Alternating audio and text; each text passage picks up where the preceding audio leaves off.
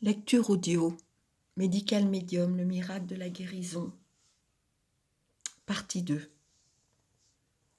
La source supérieure. Pour contrer cette réalité, l'esprit supérieur, l'expression même de la compassion divine, est entré dans ma vie lorsque j'avais 4 ans pour m'apprendre à déceler les véritables causes de la souffrance humaine et délivrer au monde ses solutions. Pour ceux qui prendraient cette vidéo en cours de route, sachez qu'elle fait suite à la partie 1 et vous comprendrez que ce sont les propos et les mots de Médical Médium Anthony Williams.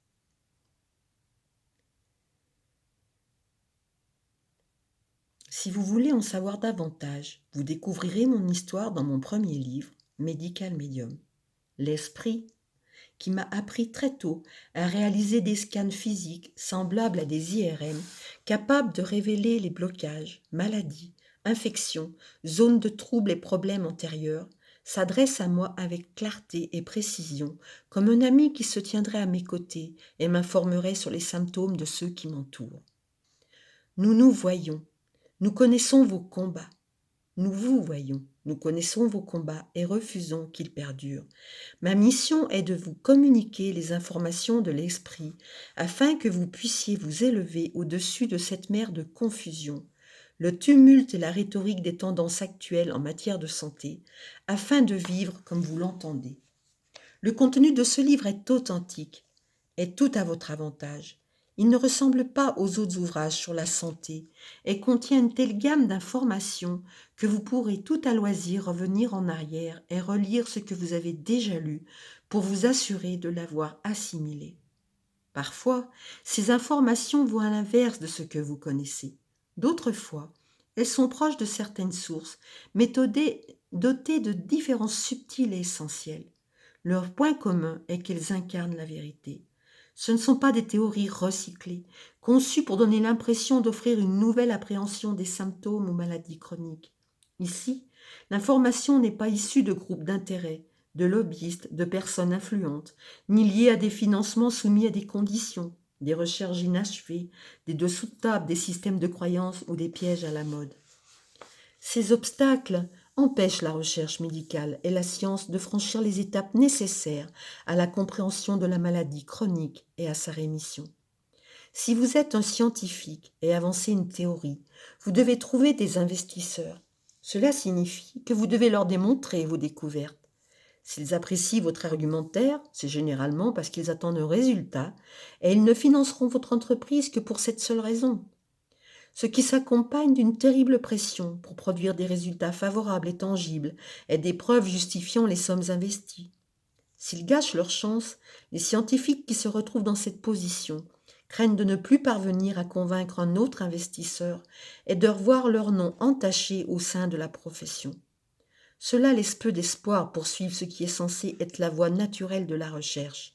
Avoir des idées qui parfois n'aboutissent pas, prendre des chemins inattendus ou révéler les erreurs de certaines croyances fondamentales. Face à de telles contraintes, comment ne pas remettre en question les résultats favorables d'études prétendues révolutionnaires ? Lorsque les sources extérieures ont un intérêt direct à dissimuler certaines vérités, le temps précieux destiné à la recherche et au financement est gaspillé dans des domaines improductifs. Certaines découvertes, qui seraient en mesure de faire progresser les traitements, sont ignorées et privées de soutien financier. Les données scientifiques que nous estimons absolues peuvent être faussées, contaminées et manipulées, puis considérées comme des lois alors même qu'elles sont intrinsèquement erronées. C'est pourquoi tenter de suivre les informations sur la santé peut se révéler parfois si déroutant et contradictoire. Elles ne sont pas toutes synonymes de vérité. Le jus de céleri a déjà prouvé son efficacité sans influence d'aucun programme ni financement pour obtenir un résultat. Il participe à l'amélioration de votre santé et cette réalité gagne chaque jour en crédibilité. Les millions de personnes qui voient leur santé s'améliorer grâce à lui et dont beaucoup ne font que l'intégrer à leur quotidien sans apporter aucun autre changement dans leur vie, le sortent du domaine théorique et lui ouvrent les portes de la vérité médicale. Selon son sens originel, science signifie connaissance. Aucune connaissance n'est plus réelle que celle illuminant les yeux de celui qui l'a ressuscité. Les lignes que vous venez de lire sur le jus de céleri et la maladie chronique ne comportent ni citation, ni mention d'études scientifiques issues de sources improductives. Ne craignez pas que les informations données soient démenties ou dépassées, comme ce peut être le cas dans d'autres ouvrages sur la santé, car toutes les informations que je partage proviennent d'une source supérieure, authentique, évoluée et pure, l'esprit de la compassion. Rien n'est plus bénéfique que la compassion. Si vous croyez uniquement ce qu'affirme la science, sachez que je ne la rejette pas en bloc. Sachez aussi qu'à ce jour, elle a encore beaucoup à apprendre. Même si nous vivons une période faste, nous sommes plus fatigués et malades que jamais. Si les professionnels de la santé avaient la moindre idée des origines des souffrances actuelles, la quasi-totalité de nos problèmes de santé serait abordée sous un angle révolutionnaire. Contrairement à de nombreux domaines scientifiques fondés sur les mesures et les mathématiques, la pensée scientifique sur les maladies chroniques demeure théorique et les théories actuelles sont fragiles. Nombre de personnes continuent d'en souffrir. Si cela perdure, nous atteindrons un point où il n'existera plus aucune étude dotée d'un calendrier et d'une stratégie défavorable. Cette tendance explique la raison pour laquelle les institutions médicales ont négligé les maladies chroniques, abandonnant aussi les médecins et laissant en souffrance des centaines de millions de personnes. Vous ne serez pas l'une d'elles. Nous, les questionneurs. Autrefois, nous étions soumis aux règles de l'autorité. On nous affirmait que la Terre était plate, que le Soleil tournait autour d'elle, et nous le croyions. Ces théories ne constituaient pas des faits, mais les gens les traitaient comme tels. Ils ne pensaient pas que la vie ne pouvait être comprise qu'en se tournant vers le passé. Elle était ainsi, voilà tout. Ceux qui s'élevaient contre ce statu quo étaient considérés comme des imbéciles. Puis vint le changement de paradigme de la science. Ceux qui s'interrogeaient, les chercheurs et pensées engagés, ceux qui ne s'étaient jamais contentés de croire naïvement un fait, prouvèrent finalement que l'analyse pouvait ouvrir la porte à une compréhension approfondie et réelle de notre monde. Désormais, la science est devenue la nouvelle autorité. Dans certains cas, cela sauve des vies humaines. Aussi, les chirurgiens utilisent aujourd'hui des instruments stérilisés parce qu'ils ont pris conscience du risque de contamination que leurs pères du passé ignoraient. Mais il importe de ne pas cesser de s'interroger, parce que certains progrès ont eu lieu. L'heure a sonné d'un nouveau paradigme, parce que la science demeure insuffisante lorsqu'il s'agit des maladies chroniques. Est-elle exacte? Comment est-elle financée? Les échantillons utilisés sont-ils assez diversifiés, assez grands? Les contrôles sont-ils effectués dans le respect de l'éthique? Suffisamment de facteurs sont-ils pris en compte? Les instruments de mesure sont-ils des outils de pointe? L'évaluation étiquetée sur les résultats raconte-t-elle une autre histoire que les chiffres eux-mêmes? Y a-t-il un parti pris, un individu influent? A-t-il fait pencher la balance? Certains domaines résistent avec brio, d'autres révèlent des failles, profit, pot de vin, échantillons de trop petite taille, contrôle insuffisant. Nous utilisons le mot science comme si nous voulions nous y soumettre sans nous interroger. Cela ne ressemble-t-il pas à une idéologie faisant autorité? Nous n'avons pas abandonné ce système de croyance autant que nous l'imaginons. Les progrès ne se produisent pas sans que le cadre même soit remis en question. Et dans notre société, nous ne sommes pas autorisés à remettre en question le cadre scientifique. Les tendances ne ressemblent pas toujours à des tendances. Elles se dissimulent souvent derrière des avis médicaux éclairés. Une grande partie de l'information sur la santé est répétitive ou pire, confuse. Nous devons nous méfier des personnes qui diffusent un message qui, lorsqu'il nous parvient, est altéré.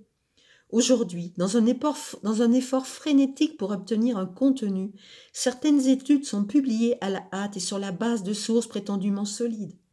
Nous devons examiner les intérêts de ceux qui les révèlent. Ainsi que les résultats de la recherche, sont-ils fiables?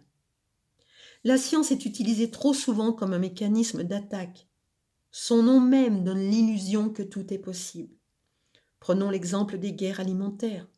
Les adeptes des régimes végétaliens et végétariens utilisent l'un et l'autre la science pour s'opposer au paléo et au kétos et ont retour à des études pour justifier leurs arguments, car des études existent pour justifier pratiquement tout.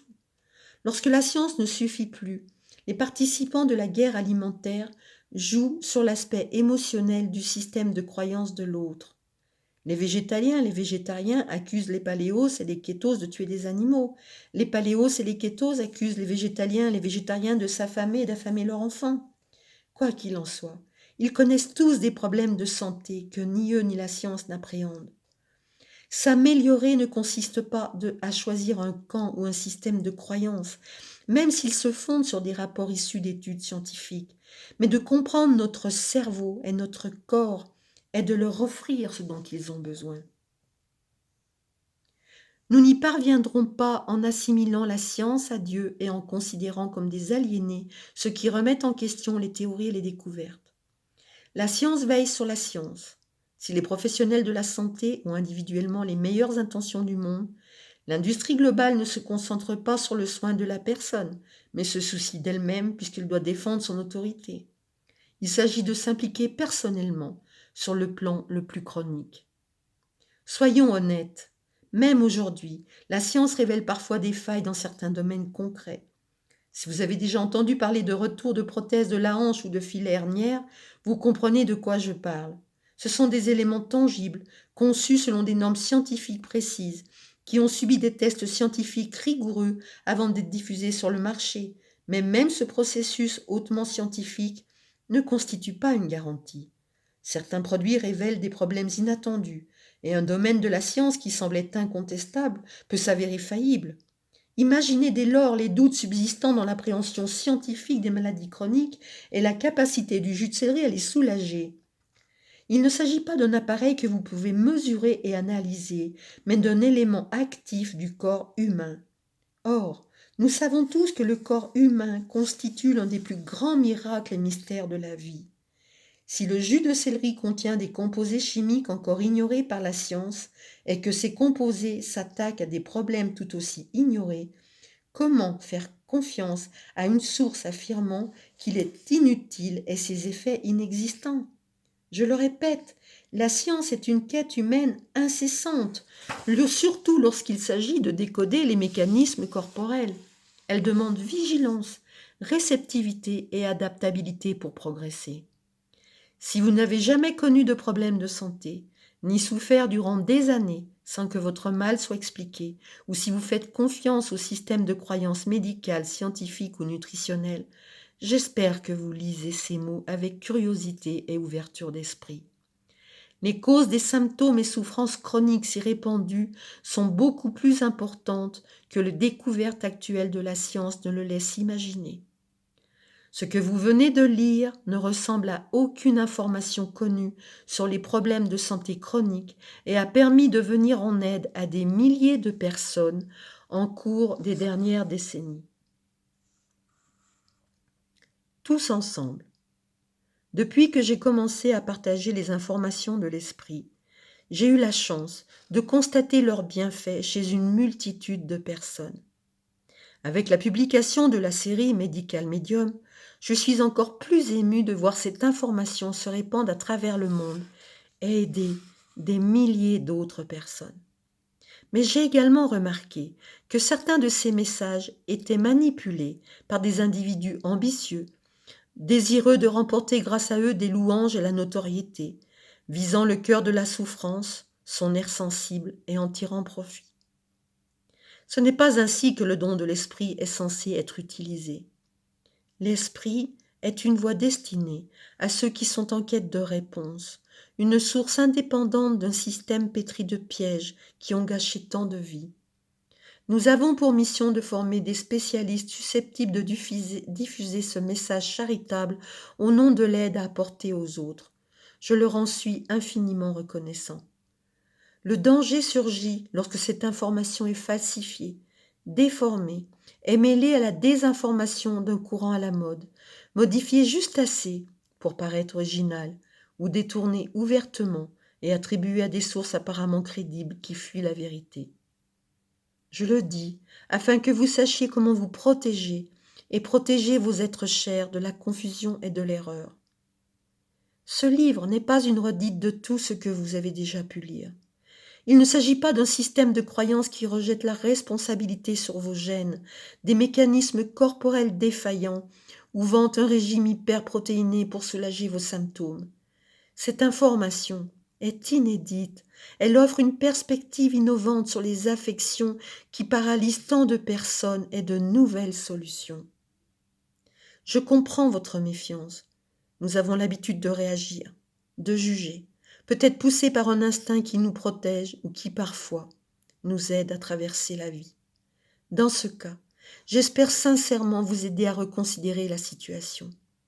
En apprenant la vérité, vous poserez un nouveau regard sur vous-même.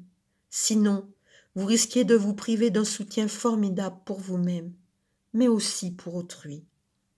Nous sommes là pour aider les gens à aller mieux et vous allez devenir le nouvel expert de cet aliment exceptionnel qu'est le jus de céleri. Merci de m'accompagner dans ce voyage vers la rémission et de prendre le temps de lire cet ouvrage. La connaissance de la vérité changera votre vie et celle de ceux qui vous entourent. Vous allez enfin accéder au trésor de la connaissance et de la foi. Extrait du livre Le jus de céleri, Medical Medium, Anthony Williams, que vous trouverez aux éditions Guy Trédaniel. Pour toute information sur comment boire le jus de céleri et comment pratiquer, vous avez toutes les informations dans ce livre. Si cela vous semble bénéfique, si cela est important pour vous, si vous désirez que je vous lise un passage sur comment le pratiquer, je vous lirai le passage du livre concerné. Merci de partager ce message d'espoir. Merci vraiment. C'est le message de l'esprit par Medical Medium, cet esprit que nous sommes tous. Ayez confiance. Merci.